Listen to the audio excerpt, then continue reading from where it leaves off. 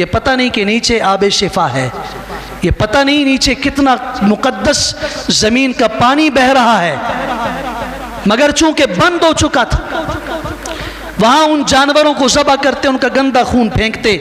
رسول اللہ صلی اللہ علیہ وسلم کی آمد کا ذکر کر رہا ہوں کہ پہلے سے اس کے اشارات ہو رہے ہیں۔ آپ کے دادا حضرت علی رضی اللہ عنہ کی روایت ہے، ہمارے دادا حضرت عبد المطلب حجر میں بیت اللہ کے سائے میں لیٹے ہوئے تھے، خواب کے اندر کوئی کہہ رہا ہے اٹھئے، احفر برہ، برہ کو کھودیے۔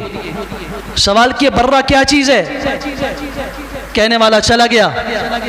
اگلی رات کو پھر وہیں لیٹے، کہنے والا آیا، کہتا ہے احفر مظنونہ، مظنونہ کو کھودیے۔ مظنونہ کیا چیز ہے؟ جواب نہیں دیا، چلا گیا۔ تیسری رات پھر خواب، اسی وقت آنے والے نے کہا احفر طیبہ، طیبہ کو کھودیے۔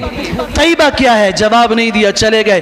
چوتھی رات کہنے والے نے کہا زمزم کو کھودیے، جو کنواں تھا آپ کے دادا حضرت ابراہیم علیہ السلام کے بیٹے اسماعیل علیہ السلام کے لیے نکالا گیا، جو بند ہے، کسی کو خبر نہیں۔ وہ کہاں پر ہے؟ کہ جہاں یہ لوگ اپنے جانور ذبح کر کے گندا خون اس کا پھینکتے ہیں، اور جہاں پر آپ کو کوا نظر آئے گا اس کو کوڑے دے گا۔ اللہ اکبر کبیرہ۔ عبد المطلب گئے، اس اشارے کے مطابق کوے کو دیکھا، اپنا ایک ہی بیٹا تھا حارث، سب سے بڑا بیٹا حارث، رسول اللہ صلی اللہ علیہ وسلم کا چچا، ساتھ لیا، کھودنا شروع کر دیا۔ سارا قریش مذاق اڑا رہا ہے، یہ کیا آپ کر رہے ہیں؟ جہاں ہم اپنے جانوروں کو ذبح کرتے ہیں اپنے معبودوں کے نام پر، آپ اس جگہ کو خراب کر رہے ہیں۔ جھگڑنا شروع کیا۔ فرمایا نہیں، مجھے ایک سچا خواب آیا ہے، میں زمزم کا کنواں ڈھونڈ رہا ہوں۔ انہوں نے مخالفت کی، جھگڑا کیا۔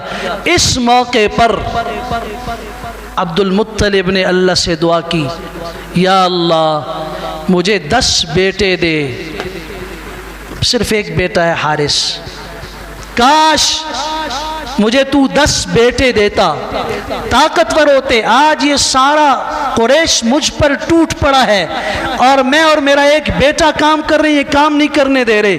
میرے 10 جوان بیٹے ہوں، ان میں سے میں ایک بیٹا آپ کے نام پہ قربان کروں گا۔ یہ اس موقع پر یہ منت بھی مانی، دعا بھی کی۔ کنواں کھودا، پانی بھی نکل آیا، سچائی بھی ظاہر ہو گئی۔ 3 دن تک یہ عمل جاری رہا، صرف